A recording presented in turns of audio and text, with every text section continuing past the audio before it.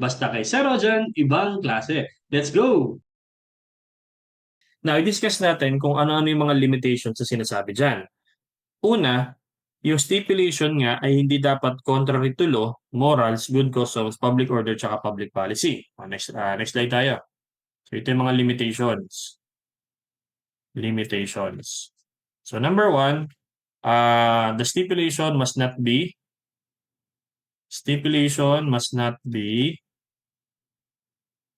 contrary to, yan, letter A, law. So dito, ina-assume natin na ang law is deemed incorporated in the contract. Ibig sabihin, kahit hindi yan kasama sa napagkasunduan, kasama yan sa contract. Dahil contract must not contravene the law. Okay? And contracts must respect the law because the law is deemed incorporated in the contract. So this is deemed incorporated, okay, or deemed written in the contract. Even though it is not really stipulated, deemed written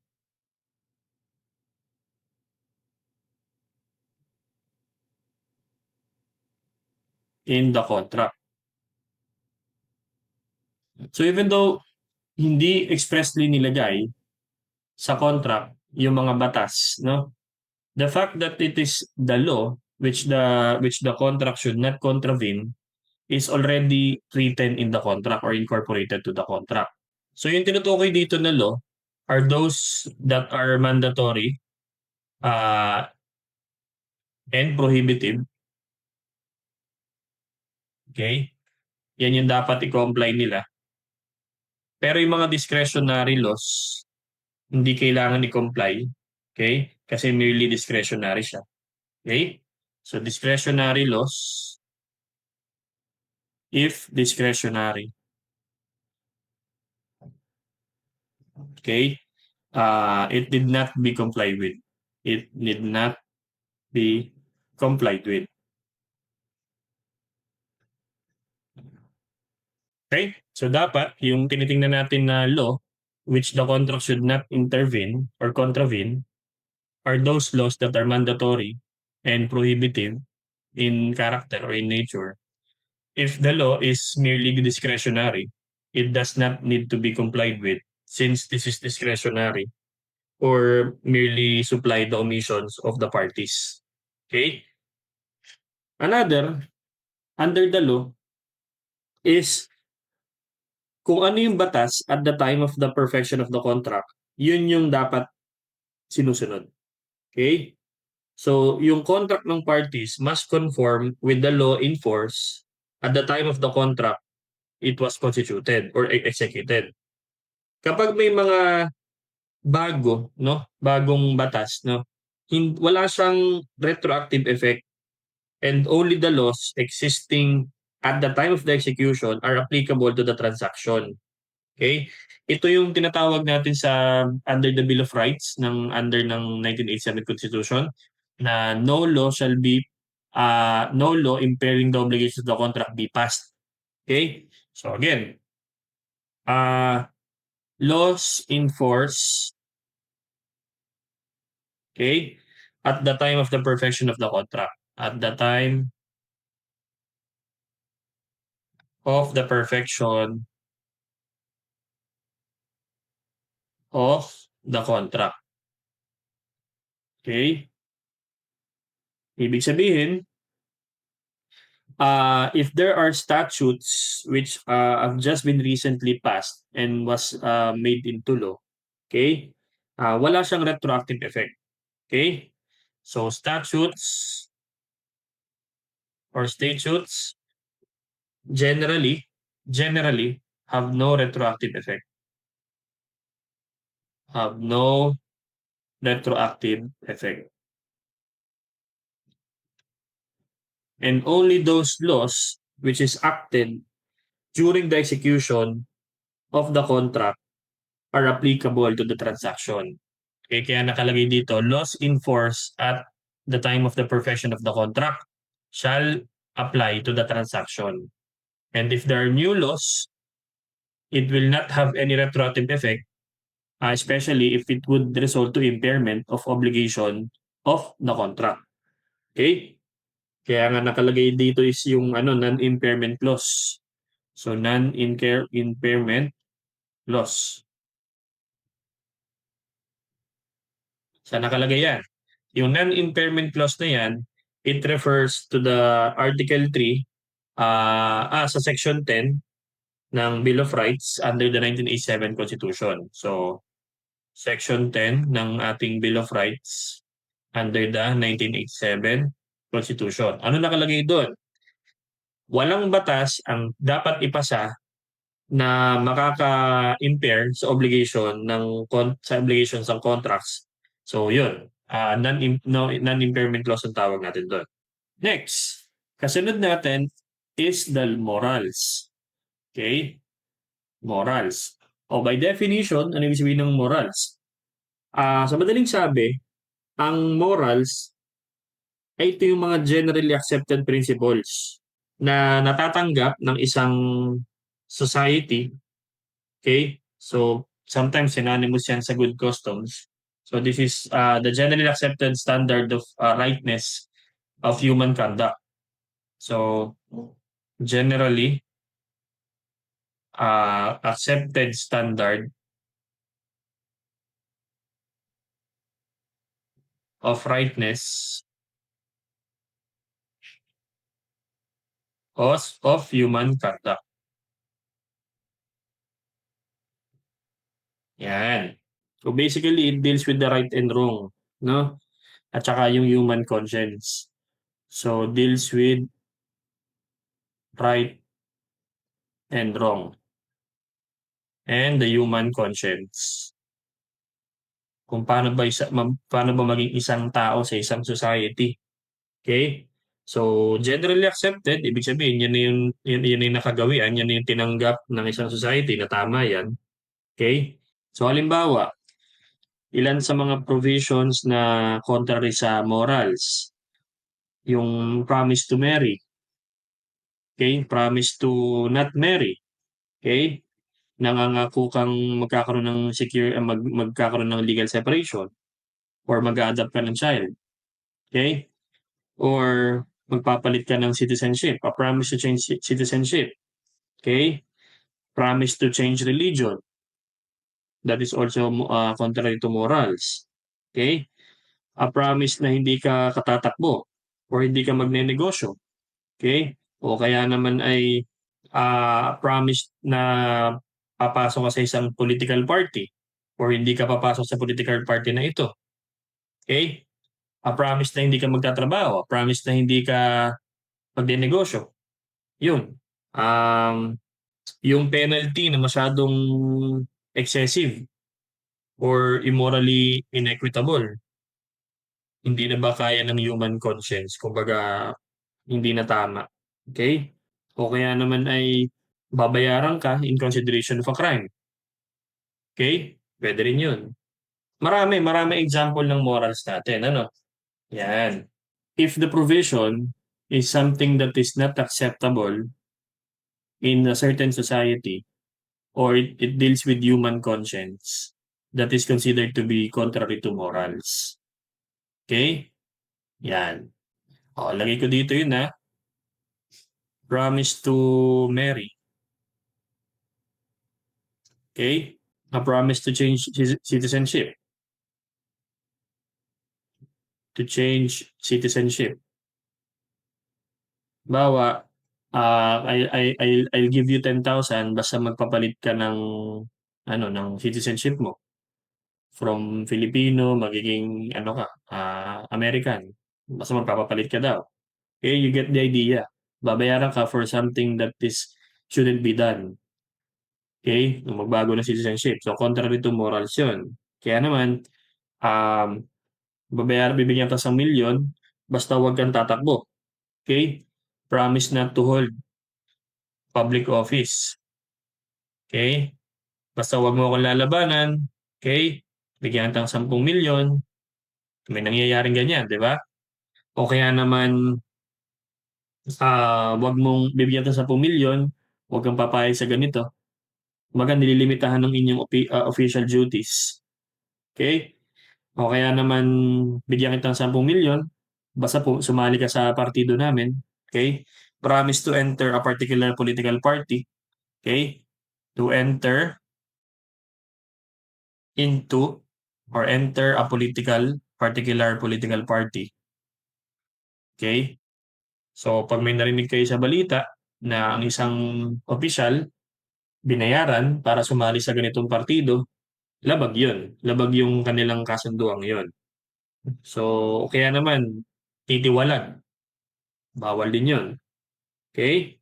Magpapalit ka ng religion. Bawal din yun. Okay? Pinagbabawalan kang magtrabaho or magnegosyo, not to engage in work or labor. Or kaya naman may pinapagawa sa iyo na ayaw mo, involuntary servitude. Okay? Huwag mo nang bayaran yung utang ko, basta sumayaw ka na lang sa harap ko. Ayaw mo sumayaw, okay? Pero pinipilit ka para mapambayad din sa iyong utang, bawal din yun. Contrary to morals yun. Okay? Excessive interest. Penalty of excessive interest. Bawal din yan. Lalo na yung inequitable or unconscionable. Okay? So, yun. Maraming mga example tayo ng contrary to morals. If there is stipulation that is contrary to moral, therefore the stipulation is considered void. Okay? Ayan.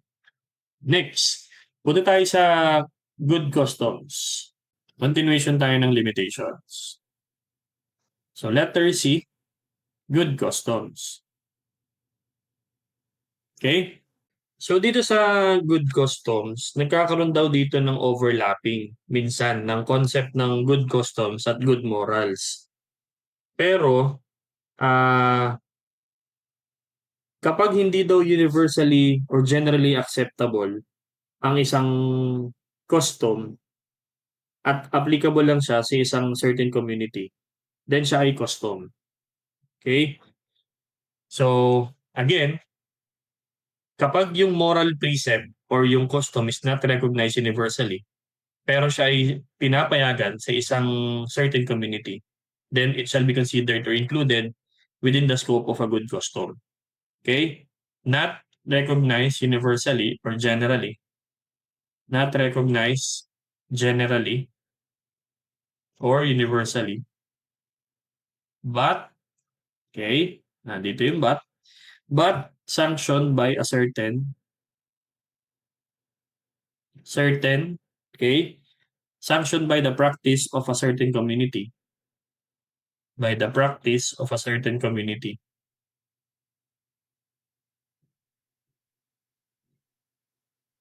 So, siya ay included within the scope of good customs. Minsan nagkakaroon ng redundancy dyan eh. May same kasi ng meaning ang customs at morals. Nagkakaiba lang sa lawak. No? Ayan. At saka nagiging practice na kasi kapag nagkakaroon tayo ng repetition of acts. So, formed by repetition of acts. Tapos, nagiging practice na siya as a social rule na nagiging legally binding na and obligatory.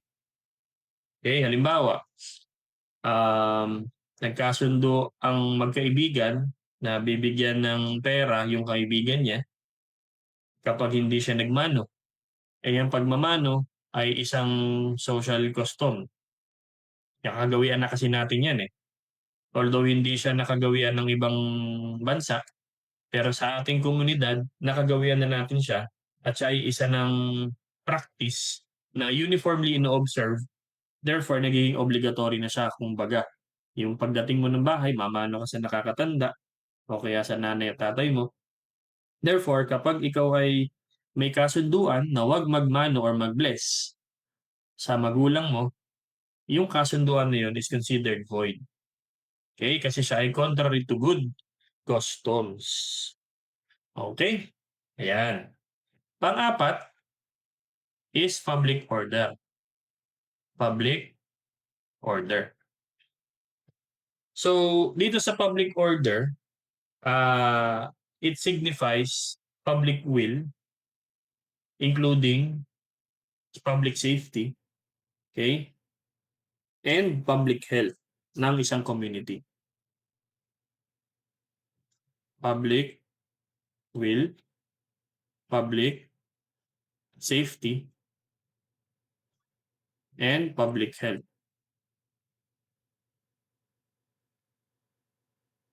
So, pag sinabi nating public will, kasama na diyan yung safety and health eh. Kasi it's as a whole. So, general well-being 'to. So, itong public will is general well-being. So, yung kapakanan ng isang komunidad, 'no? So, kapag ang kasunduan malalagay sa panganib ang kapakanan ng isang komunidad, eh di void 'yun. Kasi contrary siya sa public order eh. And then lastly, public policy. Public policy, okay? Ito naman, halos katulad siya ng public order pero mas malawak ang sakop. So, broader than public order. Okay? So, by definition, it's a principle of law which holds that no person can lawfully do which has a tendency to be injurious sa public or against sa public good. Okay? So, hindi lang siya tumutukoy sa public safety, but the overall public good. Okay? Overall public. Okay? So, iba-iba yan. Public policy can vary according to the culture ng isang particular country. It's a manifested will of a state. So, ang isang contract is contrary to public policy kapag may tendency yung contract na yun na mag-injure ng public dahil or against sa public good. So, if has tendency to injure public good. Yan. Okay? O ano mga example natin dyan? Yung pag-deny sa access sa courts.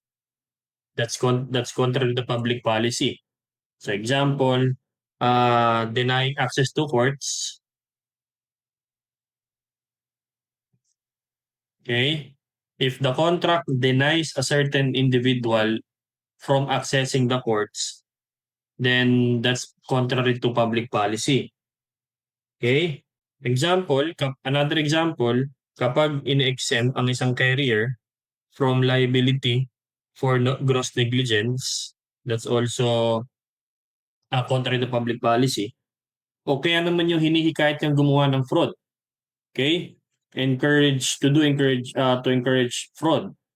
Okay? Contract to encourage fraud. That is also contrary to public policy. Okay?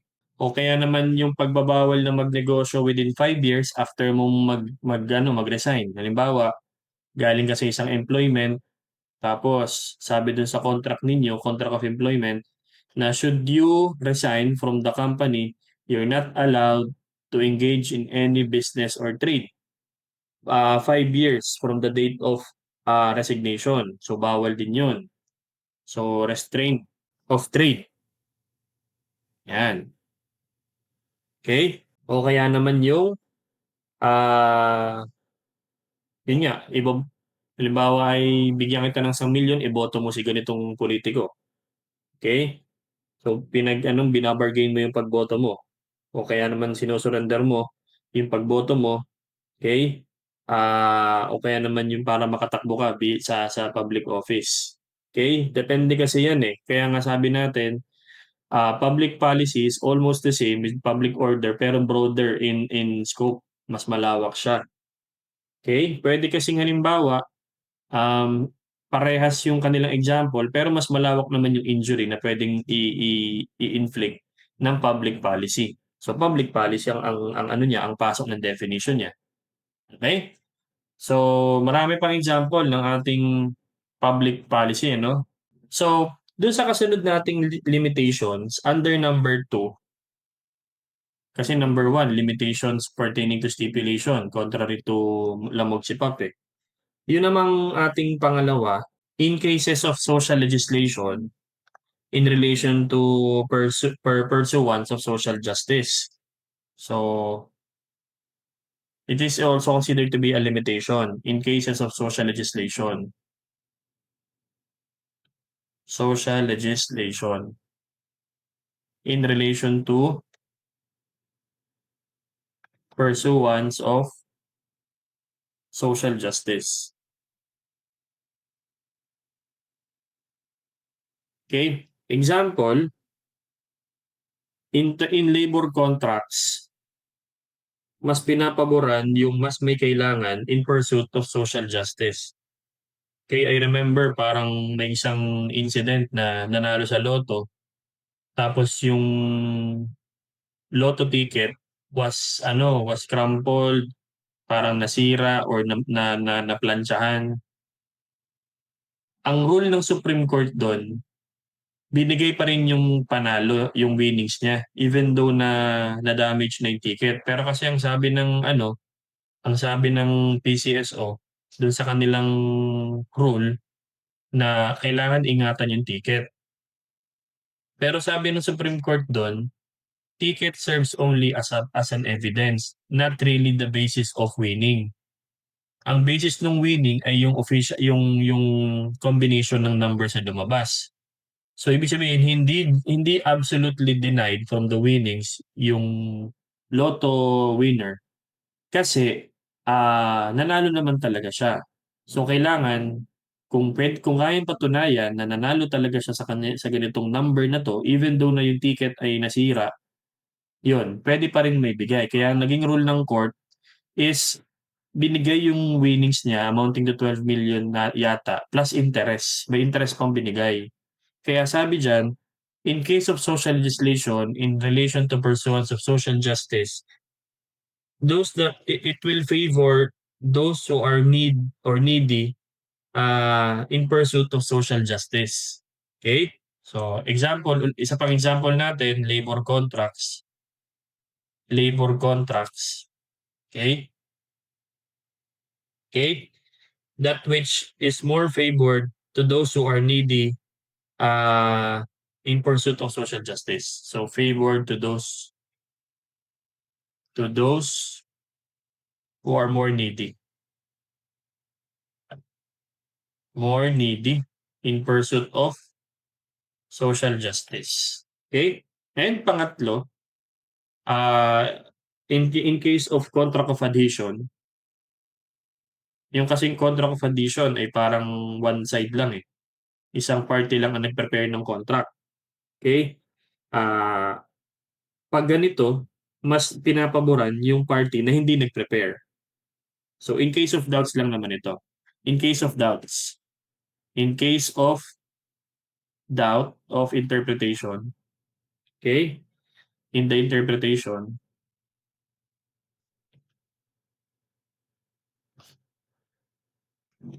okay, ng provisions ng isang contract of adhesion of the provisions.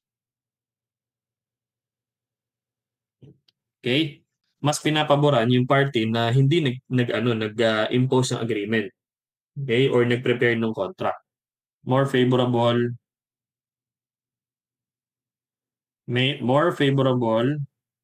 to parties who did not prepare the contract. Yan. So yun, dito nagtatapos yung Article 1306. Tungkol siya sa principle or characteristic of autonomy or liberality or otherwise known as freedom to stipulate or freedom to contract. So sinasabi diyan na may kalayaan ang mga tao na makipagkontrata at ilagay ang gusto nilang ilagay na makakatulong sa kanila provided na hindi siya labag sa batas, sa moralidad, sa custom, sa public order, tsaka sa public policy. And sinabi rin diyan kung nabawal mangialam ang legislature pagdating sa prescription or pagpa-prescribe ng terms and conditions na dapat ilagay sa isang contract kasi that's contrary that will result to deprivation of liberty to contract. Okay? And meron tayong dinagdag dito na in case of social legislation, it it will be more favorable to those who are more needy in pursuit of social justice. And finally, in terms of contract of addition, in case of doubts in the interpretation of the provisions, it will be more favorable to the party who did not prepare or impose agreement to the contract. Okay? So I hope meron akong dadag sa inyong bagong learning, magagamit ninyo sa inyong mga klase. Kung medyo nahabaan ka, ulitin mo yung lectures natin and I'm sure makukuha mo rin yan. And like ko sinasabi sa inyo, mag-aral kayo mabuti, mag-ingat palagi at laging tatandaan, ibang klase ka. Bye-bye!